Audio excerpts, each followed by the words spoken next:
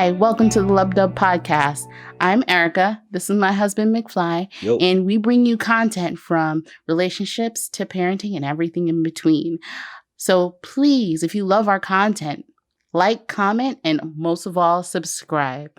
Now with that out of the way, let's head to the video. We have this bonus video for you today. I know you were expecting that baby essentials video, and it is coming. It is coming.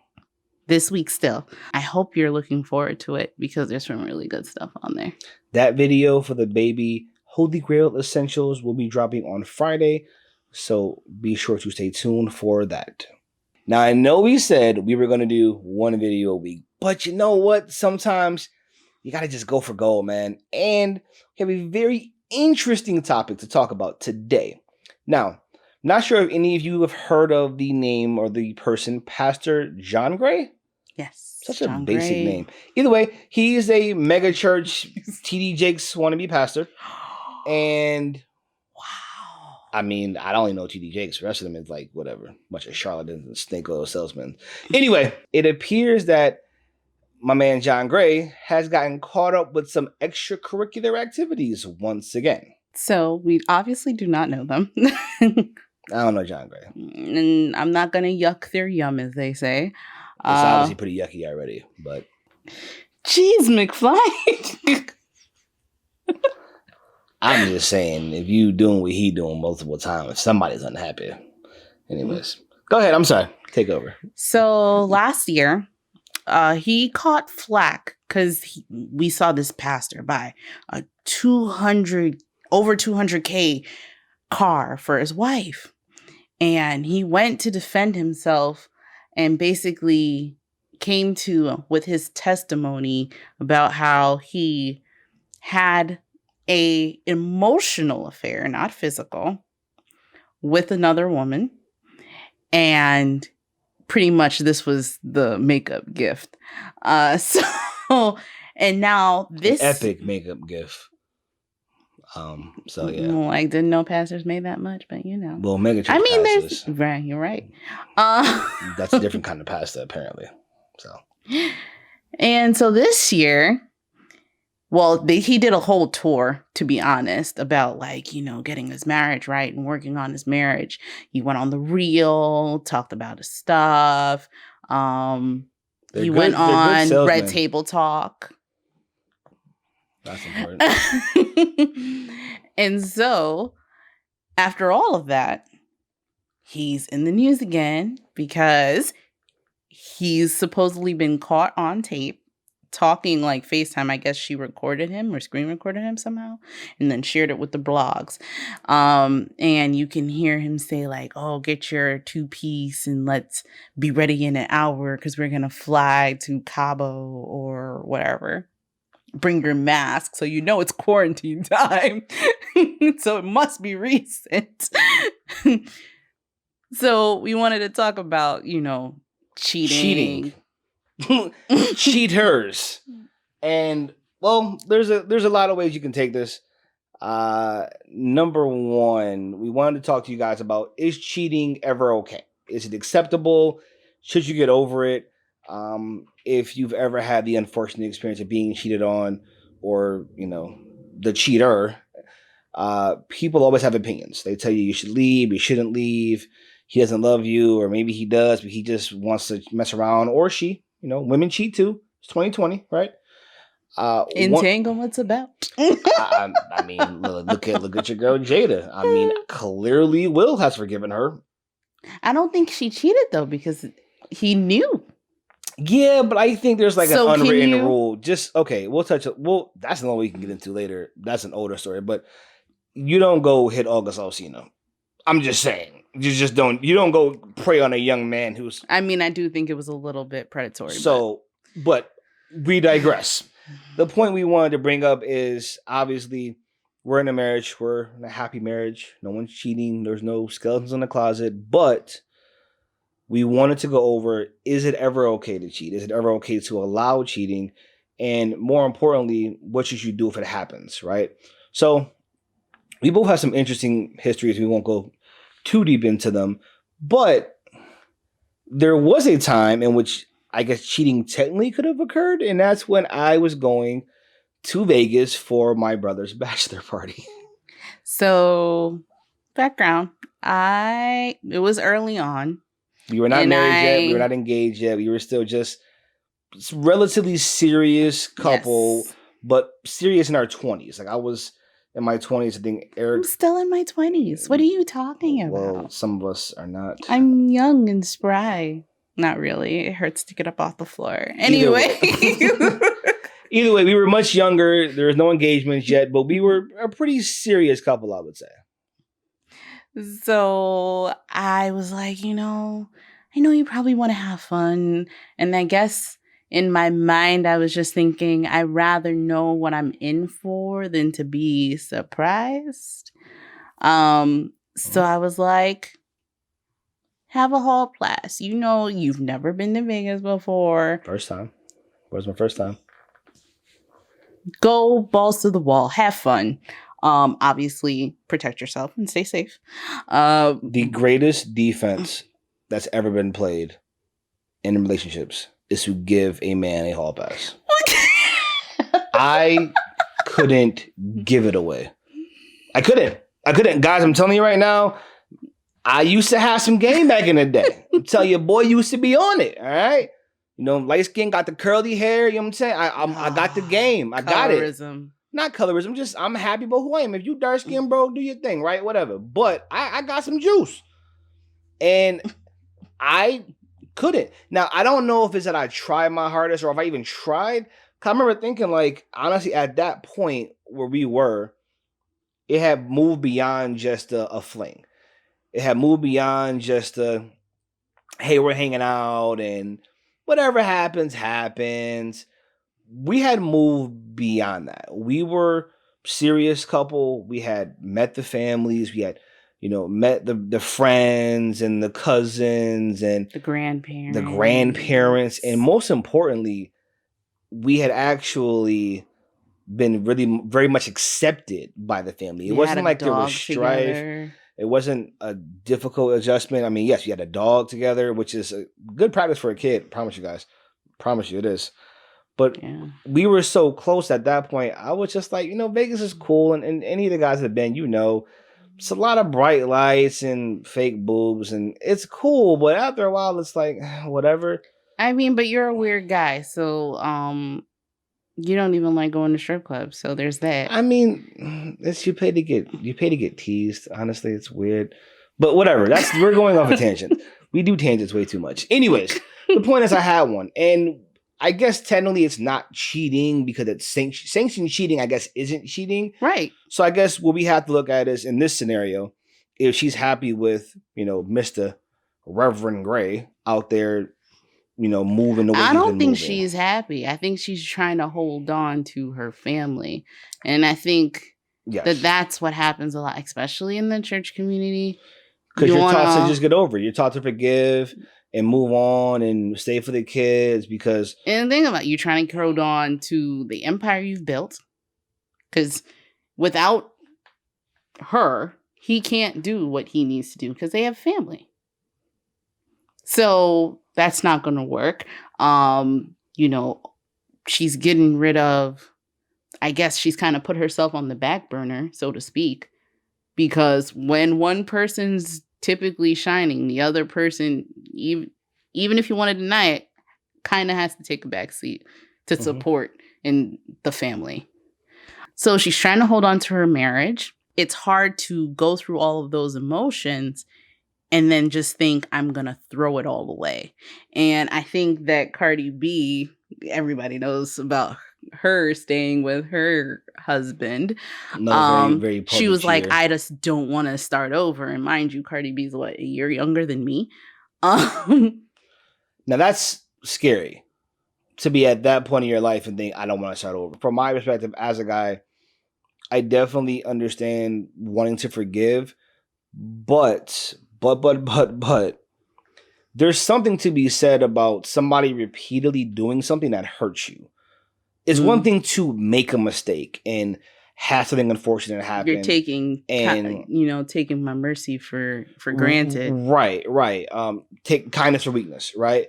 like there's something to be said for that. Now, if you have a one-time mistake and, you know, your partner is typically 100% supportive for you, let's say you had a rough patch, things happen. You know, we're emotional beings, we're frail beings at times. You may make a mistake, you may slip up, but anyone who will continuously slip up or who doesn't learn from said mistake, who doesn't change after said bad thing happens or cheating occurs, is someone that doesn't seem to understand your value or your worth. And from my perspective at least, you may give a chance, but second and third chances should be extremely rare and should only be given in the most, again, rarest of scenarios. There's not much you can say about cheating 3 times or 2 times, especially if the cheating was met with such shame and such hurt by your partner. I think it's almost worse that it was an emotional affair and not a physical one, because that means you could have been talking to me. That is probably the emotional cheating is probably worse, and that's probably the one that more people get away with. But that's probably the worst one, right? I often compare. My wife hates this analogy. I often compare being married to being a lion in the zoo. Well, let's say not the zoo. The zoo sounds confined, right? Let's see a wildlife nature preserve, right? You're a lion, but it's a vast area you have. But let's say on that wildlife preserve, you're fed steak every night. It's tremendous steak. It's the best steak you've ever had. It's great steak. We know great steak. Wagyu A5 steak? Yes, it's Wagyu A5. Anybody knows steak, that's top notch. You know what it is. That's top notch. So it's that. It's not that you don't like that steak or love that steak or want it all the time. It's just that maybe one day, you may think, oh man, wish I had some pork chops or some Burger King even. It's not about the level. Just sometimes you may crave something that you maybe know isn't good for you, or it's high in fat and cholesterol, or whatever, it's greasy, or you may just want something. It may not even be that. You may just want some chicken, just different texture, you know? Love steak, just want some chicken. That's how I look at the physical to an extent, right?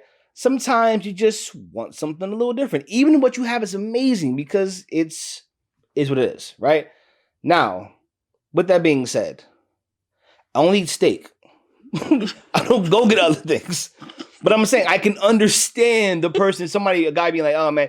And sometimes you miss the thrill of the hunt, right? You miss going out and talking because that was a part of your life. And normally for me especially, 30 pounds lighter, you know, the world was your oyster, you're partying, you were drinking, your comeback game that morning after the night being out was strong. Now it's like, shit. I need to really think about what I'm doing in life. If I wake up hungover, like, what did I do? Right? So I think a part of it is wanting to hold on to your youth. But I think in this case, with the pastor, this seemingly is someone who has a habitual problem. This is not just a one-time thing. It isn't even like an I just like sex thing because you did it emotionally the first time. And so for you guys that are out there that are in relationships, that aren't in relationships, and don't want to be in one, I would say from the guy perspective, if you cheat, it's probably because you're not happy or you just don't want to be in a relationship. And be able to say that. And it's hard. Yeah, what? Oh. If you, I mean, listen, I'm going to keep it real. If you can't keep it in your pants and you know that bothers somebody, maybe you're not ready for this. Men are conditioned to think it's cool to have a lot of girls. We're conditioned from what they say about, well, you know, back in the day, you know, in Africa, we had, you know, multiple wives. And there's still places in Africa that practice that. And not just Africa, across the globe that practice multiple wives. I mean, shit, up in Utah, they're just sister wives. Like, people do this shit. And is what it is. And they think it's fine and it's normal and it's natural. To me, the way it's designed is that it's a one-to-one. Because it's hard enough to give one person so much of you to build with, it's harder. And I would venture to say impossible to give that same amount to 3 people or 2 people or 1.5 people, whatever you want to do. It's a one-to-one relationship. It's a one-to-one practice. It's a one-to-one deal to me. Some people have made it work. No one's I ever don't worked think like that, I believe. I've not thruples. Not when it's like the girl and the girl and the guy and the girl and the girl are together and then the girl and he's got that. I'm not saying that, although I still don't know if that quite works, but I'm talking about one person is with this. And I don't think that works. I've seen people who have multiple relationships on the side and have one main relationship, and that works for them. I think it works for them. I would venture to see how it works for everybody else. That's but both are doing it. They both have their own separate relationships on the side, but they are the main couple. You know the problem with trying to do the whole open relationship thing? Go catch Red Table Talk and look at Will Smith's face. Look at him when he said, I do think there's a lot of hurt still there. What was it? You know, I got into a different kind of intent. Jada, what was it? Nah, bruh. That's just me. I'm just saying. Either way, John Gray, you're a jerk.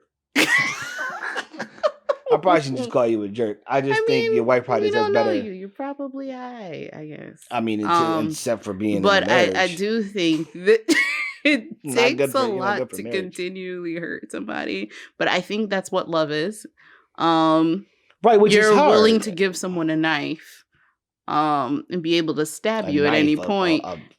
Effing katana, like. I mean, still a knife, but longer. No. It's a longer knife. I'm sorry, katana is an actual weapon of death. It's a longer knife. Difference. There's a difference between a katana wielded by a samurai versus a butter knife. This is what we're doing. I'm sorry. Another tangent. I'm sorry. Too much anime today. But no, you make a good point. I think when you're continuously hurting somebody, that's the thing that should stop you right there. If you're hurting someone, you got to think, shit, man. I made a mistake, saw this chick in the club, man. She body was banging, had the fatty, whatever. Okay, stuff happens, I guess, in that respect. But to keep doing it, I think love should be able to endure all. But I would say if you continue to cheat, protect your peace. It's not love. I would just bottom line. Love doesn't do that. It just doesn't. So if you're trying to figure out if someone's cheating on you, if it's meant to be, it probably isn't. And you may have 3 kids and be in 10 years now. Yeah. That shit sucks. I'm gonna keep it a buck with you. It's probably not what you want long term. And if you have to sacrifice a piece of yourself to be with somebody else, that's not the purpose or the focus or the goal of being together. It should be synergy. But back to like that analogy, it's literally giving someone else a knife. Love is giving someone else a knife and then asking them not to use it. And then making that choice. So what is our conclusion? How do we feel about cheating? It's A-okay.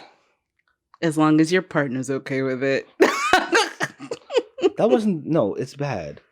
That was a joke. No, but it's real. If your partner is okay with it. If you agree, but then it's not cheating. Then it's not cheating. Cheating is sneaking and doing something against your partner's will. Your partner's like, oh, the male girl is cute, go hit it. All right. If that's how y'all get down, more power to you. But if you continuously cheat, there's usually something wrong. Guys, I'm going to tell you right now, if I can give you one piece of advice, don't use the whole, man, we were designed to have multiple wives and back in the day. Don't use that hotep logic. Please don't hotep it out of here. Please. I mean, like, why can't men just be like penguins? They mate for life. I mean, there's 100 other animals that do that, but you picked penguins? Well, penguins and falcons. There's not a bunch. Nerd. Get you a nerd. Yeah, be filled with anime and funny jokes. And you can call them nerd when they say stuff like penguins made for life. I love you. Don't cheat on me, okay? So yeah, we wanted to bring you this video, guys. Hope it was entertaining. Hope you enjoyed. Most importantly, and we can't stress this enough, guys, subscribe to our channel. All right? Yeah, I Please. see you watching. We And I see you appreciate watching. all the views. We do appreciate all the support. The likes help us keep going and help us keep giving you guys great content. As you always say, in the comments below, let us know what else you could be doing, what other topics you guys want us to touch on. We can go into more of the Will and Jada thing or not, because it's old now, but we're willing to peruse if necessary. But yes, we always appreciate the support, the watches, the views, the shares, the likes, the comments, more comments as well. And we'll be sure to get back to you with a new video.